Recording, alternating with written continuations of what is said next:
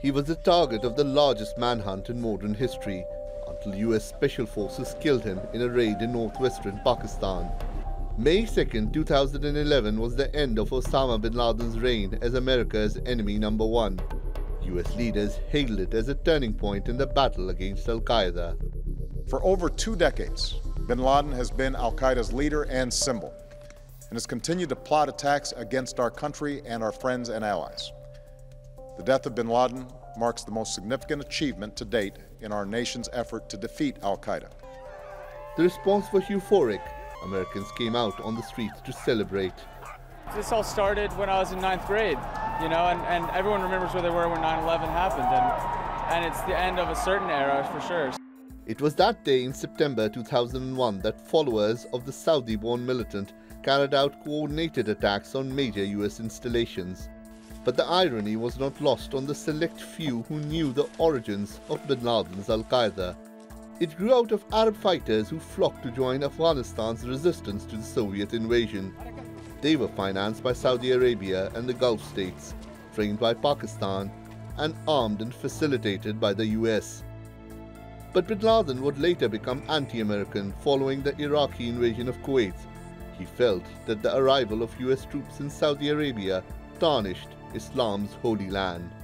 The Saudi government expelled him from the country, leading the embittered militant leader to launch his own private crusade against America.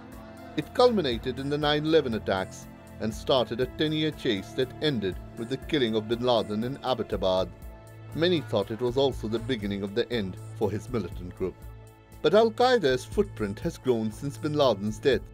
Al-Shabaab, based across the Horn of Africa, pledged allegiance to the group in 2012 and increased attacks in Somalia and Kenya. In the same year in Syria, al-Qaeda's new leader, Ayman al-Zawahiri, called for the group to take advantage of the deteriorating situation, leading al-Qaeda in Iraq to form Daesh. Daesh broke away from al-Qaeda in Syria and Iraq in 2013 after Abu Bakr Baghdadi refused to obey Zawahiri's orders, and the faction within Daesh loyal to al-Qaeda became Jabhat al-Nusra. In the same year, al-Qaeda in the Islamic Maghreb was forged in an alliance with the Algerian Group for Preaching and Combat. In 2014, Zawahiri formed al-Qaeda in the Indian subcontinent to carry out attacks in that region. In 2015, al-Qaeda in the Arabian Peninsula made major gains in Yemen as a Saudi-led coalition launched an offensive against Shia Houthi rebels. Daesh lost many of its gains in 2016 to Turkish forces in Syria and to coalition forces in Iraq. Al-Qaeda-linked Jabhat al-Nusra responded by rebranding itself Jabhat al-Fateh al-Sham. This year, Jabhat al-Fateh al-Sham has recaptured territory from Daesh. Al-Qaeda now controls more territory than at any time in its history and continues to grow. And the US is no longer the only target in its crosshairs, as this attack in Moscow shows. At least a dozen people died after a suicide bomber blew himself up at a crowded metro station. Al-Qaeda later said it carried out the attack in reprisal for Russia's military support of Syria's Assad regime. That's happening 6 years after the ultimate blow to Al-Qaeda, the killing of its leader. But many are asking, has it really made any difference? Shoaib Hassan, The Newsmakers. Well, joining me now from London is journalist Loretta Napoleoni. She specializes in reporting on the financing of terrorist organizations. And from Kampala, Uganda, counterterrorism expert David Otto. Thanks so much, both of you, for joining us. Loretta, let me begin with you. Al-Qaeda 6 years on after Bin Laden, is it stronger or weaker? I would say that it's weaker, but it was already weak 6 years ago. I think the advent of the Islamic State, the birth of the Caliphate, and the jihadist movement in general has been a terrible blow to al-Qaeda. David Otto, do you agree with that? Al-Qaeda's weaker 6 years on? I think, it depends on what you're looking at, because, what Bin Laden did when he was the leader of al-Qaeda, even before he was killed, was that he had rebranded, al-Qaeda in such a way that, al-Qaeda would not just have a centralized system, but it would have a very decentralized system with cells all over the world. So I believe that, the death of Bin Laden, which is a strategy of leadership decapitation, which essentially takes away the leader, did not affect al-Qaeda. As a matter of contrary effect, is that al-Qaeda has become more powerful because, you have extension of al-Qaeda, not just in Afghanistan. You still have the powerful ideology which is being bred in Pakistan. You've got al-Qaeda in Yemen, al-Qaeda in Libya, Syria, Nigeria, Somalia with al-Shabaab. So I would be very, very careful in saying that al-Qaeda has been weakened. In my experience, with how these groups operate, I think al-Qaeda has become more powerful, more disorganized, which is a very, very big problem for counterterrorism countries. That's really interesting. So Loretta, you followed the money, right? So you'd be able to verify that Bin Laden himself created the kind of franchise system just before he died. And as a result of that franchise system, now you have Daesh and you have Boko Haram and you have all these other groups. So isn't this just sort of al-Qaeda in myriad forms rather than the centralized command and control structure that we saw 15 years ago? No, actually, I disagree with this analysis. The Islamic State has nothing to do with al-Qaeda.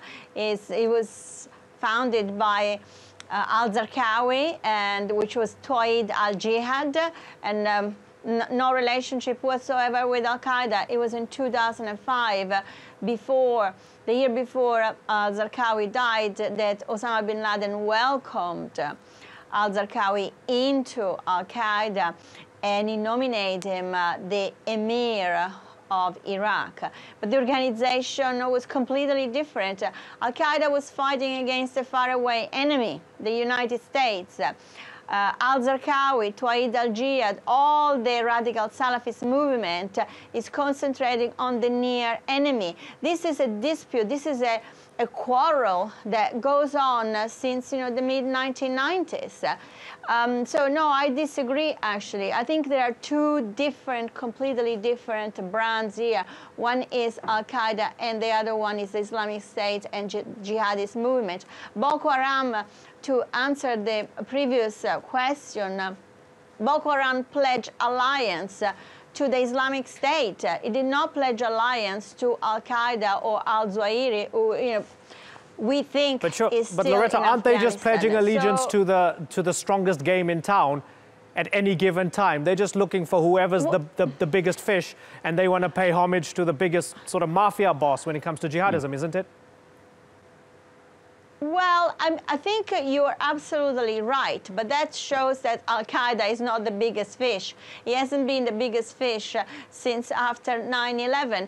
And I think the key issue here is the ideology. Are we fighting against a faraway enemy? Are we actually producing a nationalist kind of version of what was, the jihadism? And this is what the Islamic State has done. And this is what people are doing, are pledging alliance to that model, not to the model established, not the transnational terrorism established by Bin Laden. Okay, I want to bring in a third guest now, Rahimullah Yousafzai from Peshawar. And he's actually a journalist who has interviewed Osama Bin Laden, has interviewed many of these senior figures. It's a pleasure talking to you, sir. What do you think? You heard a little bit of what preceded you here. Is al-Qaeda fundamentally weakened now that Osama Bin Laden's not around and hasn't been around for 6 years? I think al-Qaeda has been weakened in the Afghanistan-Pakistan region. This was the headquarters. This is where Osama Bin Laden was based, and also his two very important, lieutenants, Dr. Ayman al-Zawahiri and Sheikh Taseer Abdullah. So in a way, al-Qaeda is no longer the way it was able to dictate terms here, and it actually has tried to affiliate itself with other local militant groups to stay relevant and to be able to operate here. But I think in many other countries, al-Qaeda has become a bit stronger. So al-Qaeda was not present in its present shape in countries like Syria, Yemen, or in the African countries. So I think it has become weak here in the Afghanistan-Pakistan region, but its affiliates, and those who are aligned with it, they have become stronger in their own areas. Mm-hmm. David, while there's a lot of focus on the likes of Syria and Iraq, do you believe that governments have taken their eye off the ball maybe and allowed al-Qaeda to flourish in areas that are not as popular, if you like, or don't have as much attention as theaters of war, like in the Sahel? I think one thing I have to mention clearly to my two other colleagues is the fact that when we want to describe the strength or the weakness of a terrorist organization, there are three areas that you look at. One of them is the motivation, what kind of, the Salafist, Wahhabist ideology that al-Qaeda has, which is the push and pull factors, which is what actually allows terrorist organizations like al-Qaeda to be able to recruit. The other part of it is the capacity of the organization. What is the capacity of al-Qaeda now and the capacity of al-Qaeda when Bin Laden was there? That's the second factor. The third factor, in order for you to judge whether a terrorist organization is weak or powerful, is to understand, the level at which these organizations can attack. The level at which it can target, its enemies, or near or far. So when you look at these three factors, the motivational factors, when you look at the capacity and you look at the attack strategy of al-Qaeda, I don't think, it would be proper for you to say that al-Qaeda has actually been weakened, because as my colleagues said, you've got al-Qaeda not just in Afghanistan, not just in Iraq, not just in Pakistan, but you've got al-Qaeda everywhere. You've got al-Qaeda factions in Boko Haram, which is Jamaatul al-Sunnah leader Watid, run by Mohammed Yusuf. You've got al-Qaeda, breathing within al-Shabaab. You've got al-Qaeda in Libya. So I think it is very much, something which we have to look into very carefully. You have to understand that, ISIL, the Islamic State of Iraq and Levant, came out of, Jabhat al-Nusra, which was an al-Qaeda in Iraq before they moved to Syria. So you cannot actually say you want to tear away al-Qaeda from ISIL, because these organizations, they have the same ideology, albeit, there are different strategies and tactical methodologies of actually attacking. So for me, when you look at what is happening today with Syria, when you look at what is happening in the rest of the world, and you look at the activities of ISIL, you can see the activities of al-Qaeda, because this is what al-Qaeda wanted. This is what Bin Laden wanted. Bin Laden wanted, the ideology to spread all over the world. They didn't care about the leadership. But David, he also wanted America to collapse, What right? they cared about was the ideology. Sure, but he attacked on 9/11. He wanted America to collapse, yes, financially and so on. It didn't.